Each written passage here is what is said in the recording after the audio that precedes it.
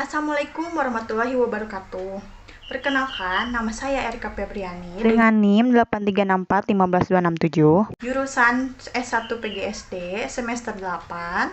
Saya akan mempresentasikan LPP model kelas rangkap, yaitu dengan model 221, yaitu gabungan antara dua kelas, dua mata pelajaran, dan satu ruangan. Seperti halnya pada LPP lainnya, RPP model kelas rangkap ini mencangkup kompetensi inti, kompetensi dasar, indikator, dan tujuan pembelajaran.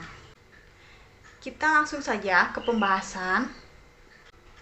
Untuk materi kelas 4, yaitu IPS tentang gejala alam. Dan untuk kelas 5, materi pembelajarannya yaitu IPA tentang sistem pernapasan. Untuk di kegiatan awal, pertama-tama saya akan mengkondisikan kelas 4 dan kelas 5 agar duduk di aula, dan sebelum memulai pembelajaran, berdoa terlebih dahulu dan memulai sesi absensi, lanjut ke persepsi dan menyampaikan tujuan pembelajaran. Dan saya akan membagi kelompok untuk kelas 4 yaitu menjadi 5 kelompok dan kelas 5 menjadi 7 kelompok. Masing-masing kelompok dibantu oleh tutor sebaya.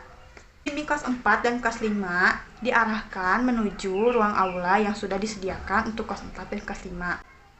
Dan di kegiatan intinya, dan saya masuk ke aula yang berisi kelas 4 dan kelas 5. Kemudian memberikan tugas untuk kelas 4 untuk membaca teks, bacaan, peninggalan sejarah di buku siswa. Kemudian saya memberikan tugas untuk kelas 5 untuk membaca teks pernapasan pada manusia di buku siswa.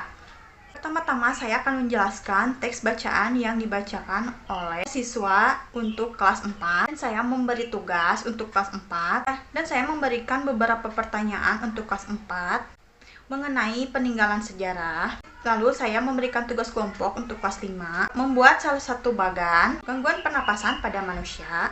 Masing-masing kelompok berbeda gangguan pernapasan. Pada saat kelas 5 sedang mengerjakan, saya akan memberi tugas untuk kelas 4 agar masing-masing kelompok menjawab soal di lembar kerja siswa kelas 5 dalam satu ruangan. Dan saya meminta untuk kelas 5 mengumpulkan hasil kerja kelompoknya sambil saya memberi penilaian hasil kerja siswa. Saya memberi tugas kepada siswa untuk menjawab soal di lembar kerja siswa. Lalu, kemudian saya meminta kelas 4 untuk mengumpulkan hasil kerja kelompoknya. Lalu saya memberi penilaian hasil kerja kelompoknya. Dan saya memberi kesempatan untuk kelas 4 dan kelas 5 untuk bertanya materi yang diberikan secara bergiliran. Dan saya menjelaskan materi yang belum dipahami siswa kelas 4 dan kelas 5. Di kegiatan penutupnya, saya memberikan latihan siswa untuk kelas 4 dan kelas 5 untuk dikerjakan di rumah. Kemudian saya mengapresiasi dan memotivasi para siswa serta pesan moral hari ini dengan bijak, dan diakhiri dengan doa tutup membersihkan ruangan kelas.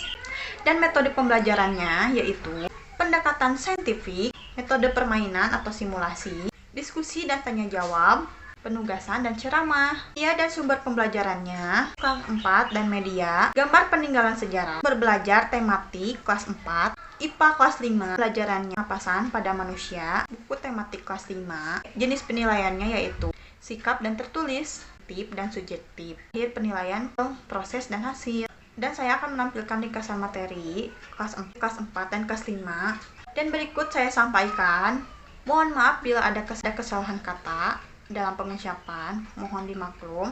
Mohon maaf atas sebesar-besarnya. Dan saya akhiri Video presentasi ini. Billahi taufiq wal hidayah. Wassalamualaikum warahmatullahi wabarakatuh.